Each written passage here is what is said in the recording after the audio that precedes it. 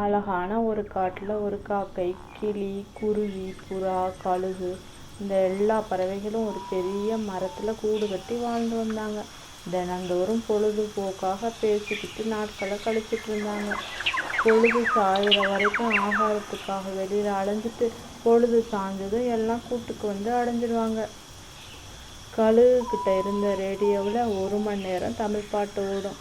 அந்த பாடல்களையும் வார்த்தைகளையும் கேட்டுட்டு சந்தோஷப்பட்டுட்டு அது அவங்களோட கூட்டுக்கு போய் அடைஞ்சிடுவாங்க. அன்னைக்கு கூட இருட்டாச்சு. சூரியன் மெதுவாக கீழே இறங்கினாங்க. காக்கையும் குருவியும் அதோட கால்களில் பழத்தை வச்சுக்கிட்டு பறந்து வந்தாங்க.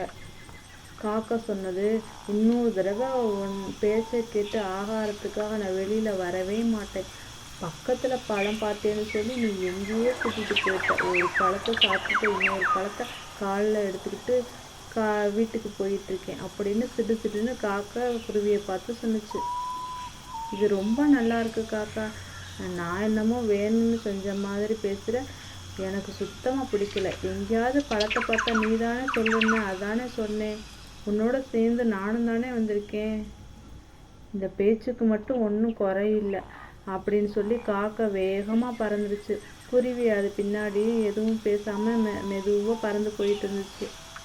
இவங்க 2 பேரும் பறந்து போயிட்டு இருக்கும்போதே காட்டில் கழுகு வீட்டில் கிளி, கழுகு, புறா 3 ஒன்றா சேர்ந்து பாட்டு கேட்டுக்கிட்டு இருந்தாங்க. அப்போ காக்கை, குருவி 2 கழுகு கூட்டுக்கு வந்தாங்க. எவ்வளோ நேரமாச்சு பாட்ட ஆரம்பிச்சு? இப்போ தான் ஆரம்பிச்சாங்கன்னு கிளி சொன்னிச்சு. கழுகு கூட்டில் எல்லோரும் சேர்ந்து ரேடியோவில் பாட்டு கேட்டுருந்தாங்க. திடீர்னு பாட்டு பாதியிலே கட் ஆயிடுச்சு. சற்று முன் கிடைத்த செய்தி, வங்கக்கடலில் குறைந்த காற்றுகளுக்கு தாழ்வு மண்டலம் ஏற்பட்ட காரணத்தால் மிக கனமழை பெய்யும் என்று வானிலை அறிக்கை தெரிவித்துள்ளது. அனைவரும் எச்சரிக்கையாக இருக்க வேண்டும். வீட்டை விட்டு யாரும் வெளியே வர வேண்டாம் என கேட்டுக்கொள்ளப்படுகிறது. இப்போது உங்களுக்கான பாடல் மறுபடியும் ஆரம்பமாகிறது அப்படின்னு சொன்ன உடனே மறுபடியும் பாட்ட ஆரம்பிச்சிருச்சு. வெளியில் பார்த்தா காற்று, இடி, மின்னல் பலமாக அடித்து மரத்தையே அசைச்சுது. எல்லா பறவைகளும் அப்படி இப்படிமா ஆடிக்கிட்டே இருந்தாங்க. ரேடியோவும் கீழே விழுந்து பாட்டு நின்று போச்சு. அப்போ கழுகு வெளியில் வந்து பார்த்தப்ப காலநிலையில் மாற்றம் ஏற்பட்டது. இடி, மின்னல், பயங்கரமான சத்தம் எங்கிருந்தோ வந்துச்சு.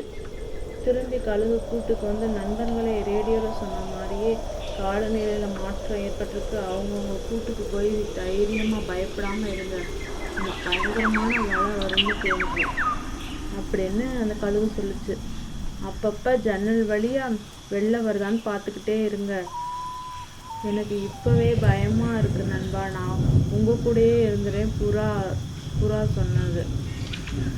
அப்போ கழுகு சரி மற்றவங்க தைரியமாக போங்க அப்படின்னு சொல்லி மற்ற பறவைகளை எல்லாத்தையும் அவங்க கூட்டுக்கு அனுப்பிடுச்சு. எல்லா பறவைகளுமே பயந்துட்டு அதோட கூட்டுக்கு போனாங்க.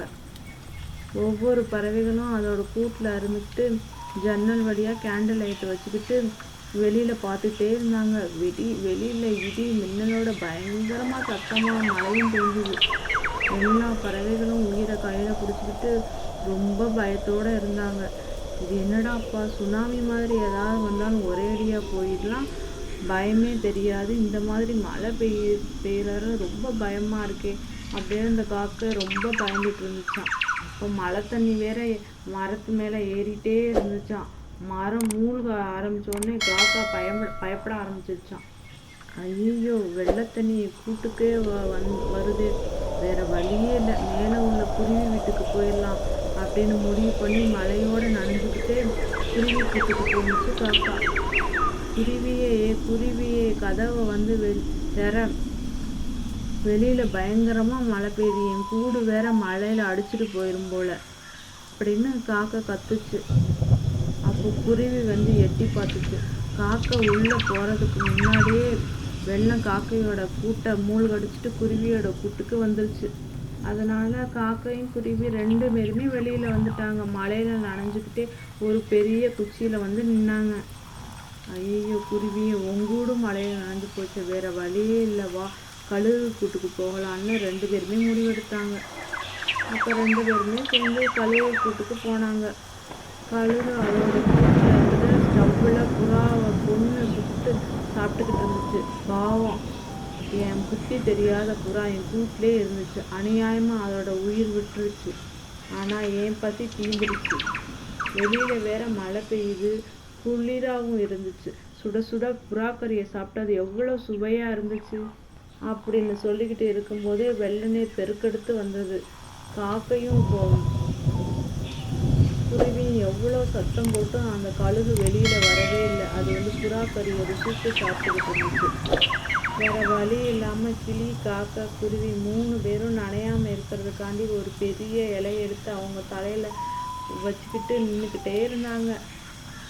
வயிறு நிறைய சாப்பிட்டுட்டு வந்த கழுகு தன்னோட கதவை திறந்தது.